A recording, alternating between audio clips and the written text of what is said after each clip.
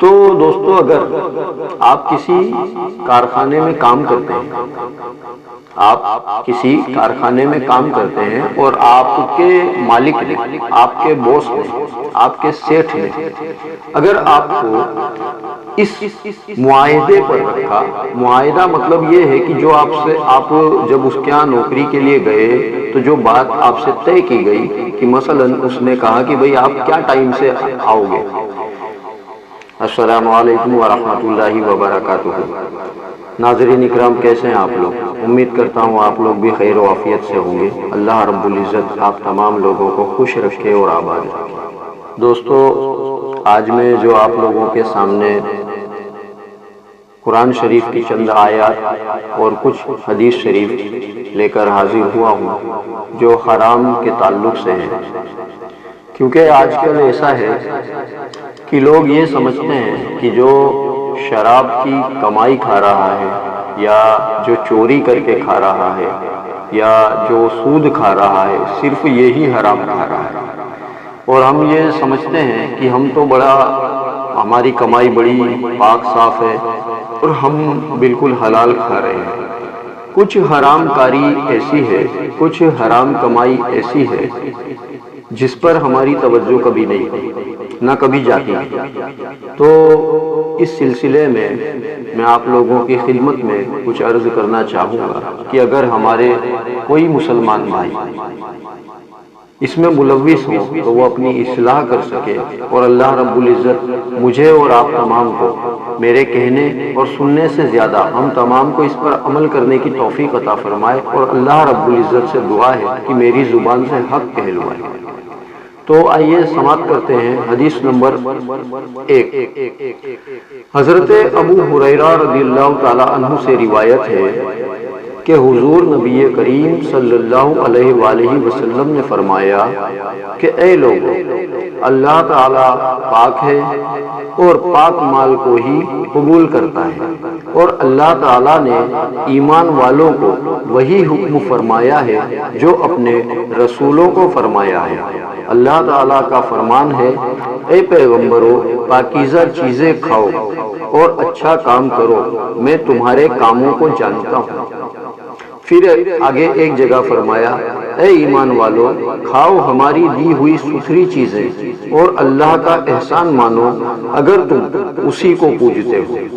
تو اللہ رب العزت دیکھیے قرآن شریف کی یہ جو میں نے 2 آیتیں آپ کے سامنے تلاوت کی، دونوں میں اللہ رب العزت فرما رہا ہے کہ ستھری چیزیں کھاؤ، حلال کھاؤ، اور آپ صلی اللہ علیہ وسلم نے بھی یہی فرمایا۔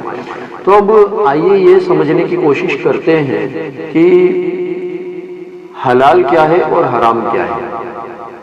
کیونکہ میں نے جیسے کہ پہلے کہا کہ ہم یہ سمجھتے ہیں کہ جو چوری کر کے کھا رہا ہے بس وہی حرام کاری کر رہا ہے، اور وہی چور ہے جو رات میں ایک مخصوص وقت پر نکلتا ہے اور لوگوں کے گھروں میں جاتا ہے اور پھر ان کی تجوریوں میں سے مال سامان نکالتا ہے۔ تو ہم یہ سمجھتے ہیں صرف یہی چور ہے، وہ تو ہے ہی چور، لیکن ہم یہ سمجھتے ہیں اس کے علاوہ کوئی اور چور نہیں ہے۔ تو دوستو، اگر آپ کسی کارخانے میں کام کرتے ہیں، اور آپ کے مالک نے، آپ کے باس نے، آپ کے سیٹھ نے اگر آپ کو اس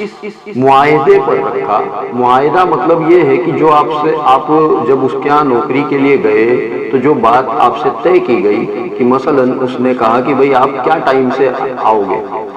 تو آپ نے کہا کہ میں صبح 9 بجے آؤں گا اور شام کے 6 بجے تک کام کروں گا۔ تو اب یہ جو درمیان کا جو 9 سے 6 تک کا وقت ہے،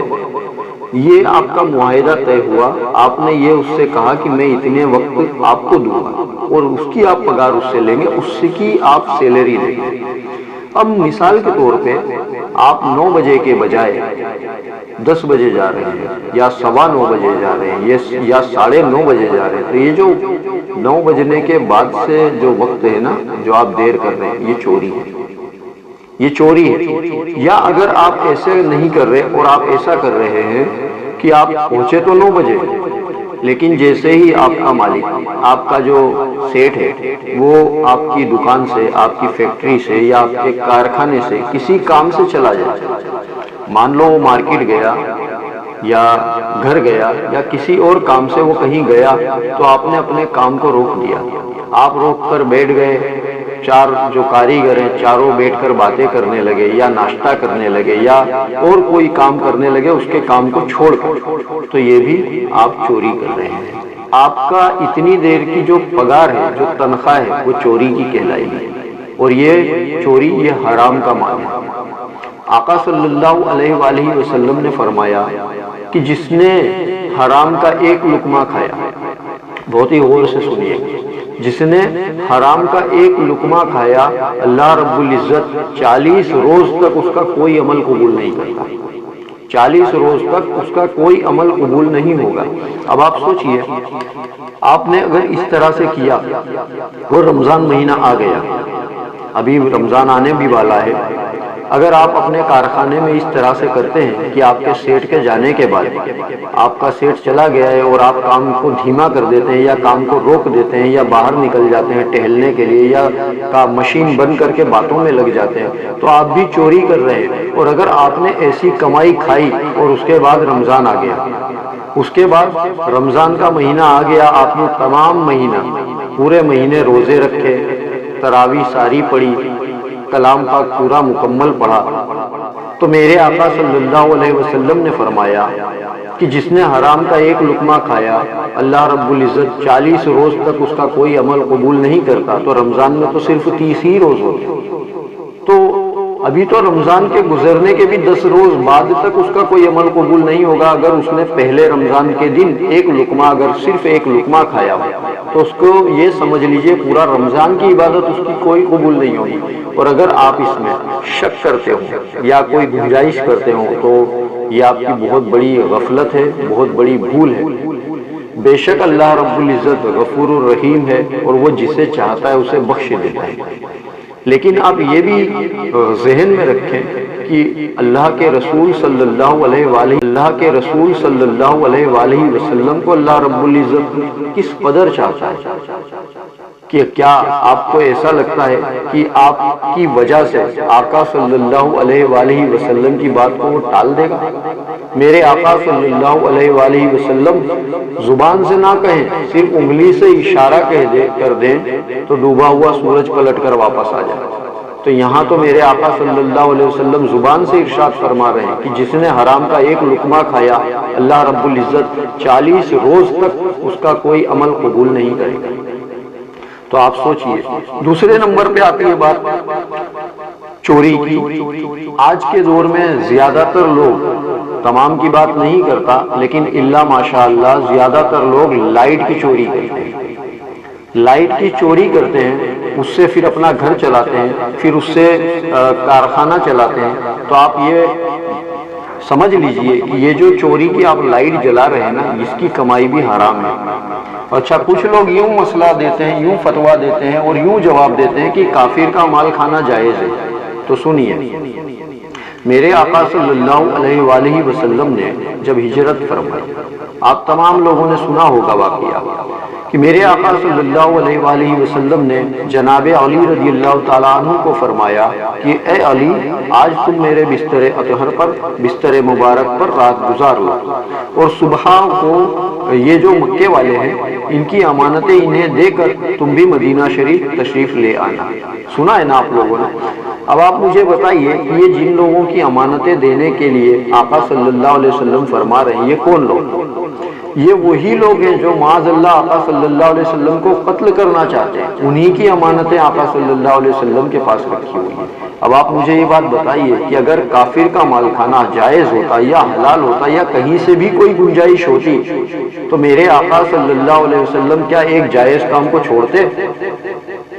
میرے آقا صلی اللہ علیہ وسلم نے اس دن بھی جب لوگ تلواریں لے کر آقا صلی اللہ علیہ وسلم کے قتل کے ارادے سے نکلے تھے اور معاذ اللہ وہ یہی چاہتے تھے، اور آقا صلی اللہ علیہ وسلم کو جن کی وجہ سے اپنا وطن چھوڑنا پڑا، اپنا مکہ جس سے وہ بے حد محبت کرتے تھے اور اپنا جہاں بچپن گزرا ہوگا وہ جگہ جن لوگوں کی وجہ سے چھوڑنی پڑ رہی ہے،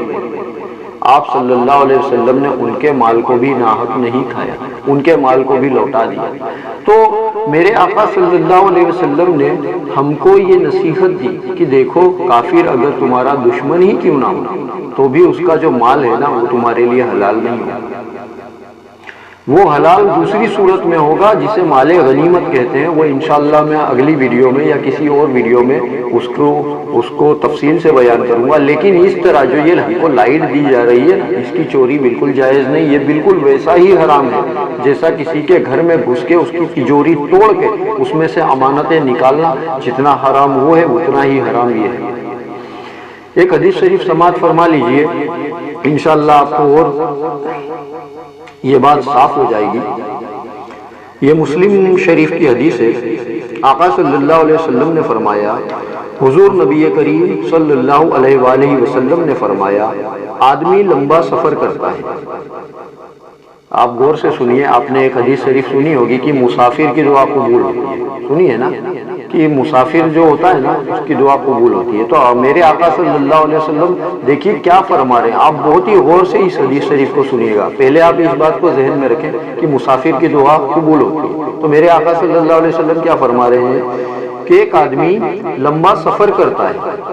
مطلب وہ سفر کر رہا ہے، مطلب اس وقت مسافر ہے، مشقت کی وجہ سے اس کے بال بکھرے ہوئے ہیں، مطلب سفر کر رہا ہے اور وہ کوئی چھوٹا موٹا سفر نہیں کر رہا، بڑے مشقت سے سفر کر رہا ہے جس کی وجہ سے اس کے بال بکھر گئے ہیں، اس کے چہرے پہ دھول اور مٹی لگ گئی ہے، سفر کی وجہ سے بال بکھر گئے ہیں اور چہرے پہ مٹی لگ گئی ہے۔ وہ آسمان کی طرف ہاتھ اٹھا کر یا رب کرتا ہے، مطلب وہ سفر میں بھی ہے اور مشقت میں ہے اور بال بکھرے ہوئے ہیں، دھول سے چہرہ اٹا ہوا ہے، اور پھر وہ اپنے ہاتھوں کو اٹھاتا ہے اور کہتا ہے یا رب، حالانکہ اس کا کھانا پینا حرام، یعنی وہ جو شخص ہے نا، حالانکہ اس کا کھانا پینا حرام، اس کا لباس حرام، اس کی غذا حرام، تو ایسے حال میں کہاں اس کی دعا قبول ہو سکتی ہے؟ آپ نے سنا، یہ مسلم شریف کی حدیث ہے۔ پہلے آپ اس حدیث شریف کو غور کریے کہ میرے آقا صلی اللہ علیہ وسلم نے فرمایا کہ مسافر کی دعا ضرور قبول ہوتی ہے۔ یہ آپ لوگوں نے سنی ہے حدیث۔ اب اس حدیث میں میرے آقا صلی اللہ علیہ وسلم فرما رہے ہیں کہ ایک شخص ہے جو سفر کرتا ہے اور اتنی مشقت سے سفر کرتا ہے کہ اس کے بال بکھرے ہوئے ہیں اور چہرے کے اوپر دھول مٹی اتنی ہے کہ پورا چہرہ اٹا ہوا ہے، اور پھر اس سفر میں وہ دونوں ہاتھ فضا میں بلند کرتا ہے اور اللہ رب العزت کو پکارتا ہے، یا رب۔ میرے آقا صلی اللہ علیہ وسلم فرما رہے ہیں کہ اس کی دعا کیسے قبول ہوگی کہ اس کے پیٹ میں جو لقمہ ہے وہ حرام کا ہے، اس کے جسم پر جو لباس ہے وہ حرام کا ہے، اس نے جو کھانا کھایا ہے وہ حرام کی ہے، تو اس کی دعا کیسے قبول ہوگی؟ آپ نے دیکھا ہوگا لوگ لاکھوں روپے خرچ کر کے حج کرنے جاتے ہیں اور یہاں کچھ لوگوں کے پیسے جو باقی ہیں ان کو دادا گیری سے یہ کہہ دیتے ہیں کہ چاہ تجھے نہیں دوں گا، یا جا جو کرنا ہو کر لے۔ اب آپ سوچئے کہ کسی کا اگر آپ نے 5000 روپیہ دبا لیا دادا گیری سے اور اس کو لوٹانے سے انکار کر دیا آپ نے، تو وہ 5000 روپیہ آپ نے حرام کھایا۔ اب یہ حرام کھا کر کوئی اگر حج کرنے جا رہا ہے تو آپ مجھے جواب دیجئے، آپ مجھے کمنٹ باکس میں بتائیے کہ اس کا حج قبول ہوگا یا نہیں ہوگا۔ میرے کہنے سننے میں اگر کوئی غلطی ہوئے تو مجھے معاف کیجیے گا۔ سبحان اللہ و بحمدہ، سبحان اللہ العظیم و بحمدہ، استغفر اللہ۔ کمنٹ باکس میں ضرور بتائیے گا کہ اس شخص کا حج ہوگا یا نہیں ہوگا جس نے کسی کا 5000 روپیہ دبا لیا اور پھر وہ لاکھوں روپیہ خرچ کر کے حج کرنے